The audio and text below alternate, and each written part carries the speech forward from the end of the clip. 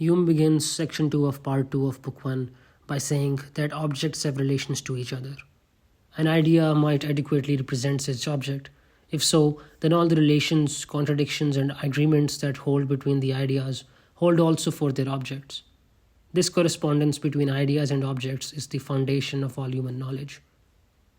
Hume says that we may have ideas of the smallest parts of extension. We noted previously that these are adequate ideas. We might arrive at them by dividing more complex ideas. However, that does not make them any less of an idea. Therefore, whatever proves to be contradictory or impossible between these simple ideas must also be impossible and contradictory in reality. Then he proves that no finite extension is infinitely divisible, and he asks us to imagine that we are dividing something continuously, and then we eventually arrive at indivisible parts. This means our division must stop. Thus, if something contains indivisible parts, then it is not infinitely divisible. However, imagine instead we never arrive at indivisible parts. That means we also never stop making divisions. Thus, if something does not contain indivisible parts, then it is infinitely divisible. Likewise, if something is infinitely divisible, it cannot contain indivisible parts. This then holds for finite extensions. If a finite extension is infinitely divisible, then it contains an infinite number of extensive parts. And if the consequent is false, then the antecedent is false too. So, if a finite extension does not contain an infinite number of parts, then it cannot be infinitely divisible. So, if Hume can show that the second proposition is absurd, then consequent of one is false too. And by denying the consequent, that will make its antecedent false too, thereby proving that finite extensions are not infinitely divisible. Hume falsifies too by beginning with our original assumption that we may have an indivisible idea of the least part of extension. We begin by conceiving the least idea we can have of an extensive part. Such an idea is a full idea, but it is the idea of the smallest conceivable part of extension. There can be no idea of a smaller part. This is because we begin with simple ideas, then build up to more and more complex ones. So we are looking for the least complex idea of extension. If someone were to say, yes, but I can think of a smaller part of extension, then it cannot be that we started with a simple idea. For the idea of a simpler part of extension implies that the second simplest was compound. However, we are presuming that we start with a simple idea, hence there cannot be any simpler ones. We then take this simplest idea of extension and we repeat it. This gives us a compound idea of a larger part of extension. Then we repeat it a third time, fourth, and so on. But each time it is still the same idea that we keep adding.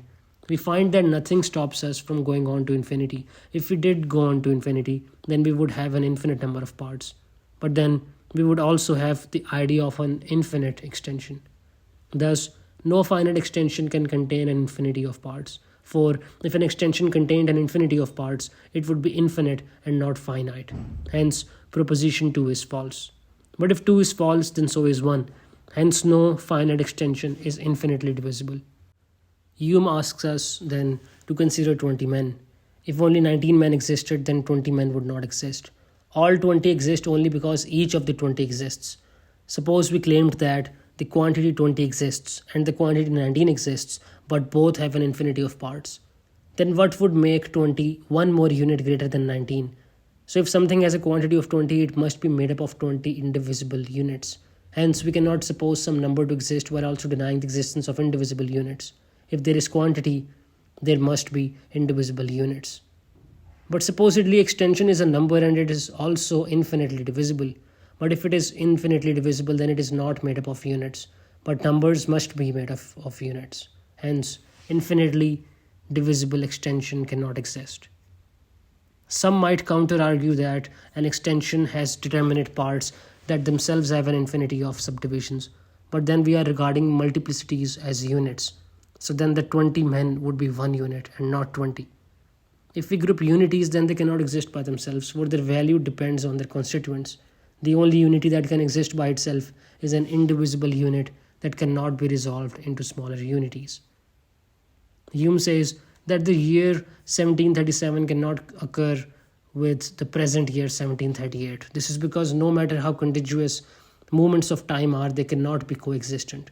Now also consider if we could divide time infinitely, then we would not have moments that are unitary. They would not be perfectly single, hence, they would not be different from the ones around them. Thus, there would be an infinity of coexistent moments. This is absurd, so time also must be made up of indivisible units. Some might counter argue that Hume is only showing difficulties with the concept of infinite divisibility, and these difficulties are of a sort that we cannot give a perfectly clear and satisfactory reply to them. Hume responds that if no counter argument is admitted, then he has demonstrated the truth. Yet, many mathematicians argue that there really are equally strong counter arguments, and that Hume's argument of infinite divisibility itself has problems. Later, Hume will examine these arguments in detail. For now, he will give a brief reason why they have no foundation. We cannot, he says, form the idea of a mountain without a valley. Hence, it is an impossibility. But we can form an idea of a golden mountain. Hence, golden mountains could possibly exist. Metaphysicians express this in a maxim that whatever the mind clearly conceives includes the idea of possible existence, or in other words, nothing we imagine is absolutely impossible. We have been talking about extension, thus, we have an idea of it, but we do not have the capacity to conceive its infinite number of parts, were it to be infinitely divisible. So, infinitely divisible extension might be an impossibility. However, we can conceive of the indivisible parts of extension. This idea implies no contradiction, so it is possible that extension is made up of indivisible parts. So, if there are arguments that say extension cannot possibly be made of indivisible parts, then these arguments are at best mere scholastic quibbles, he says. So, because we can prove the possibility of indivisible points, all arguments that say that indivisibles are impossible are false arguments. If one were to argue for infinite divisibility, then one is thereby asserting that indivisibles are impossible. Thus, anyone who argues for the infinite divisibility of extension is expounding an equally sophistical argument.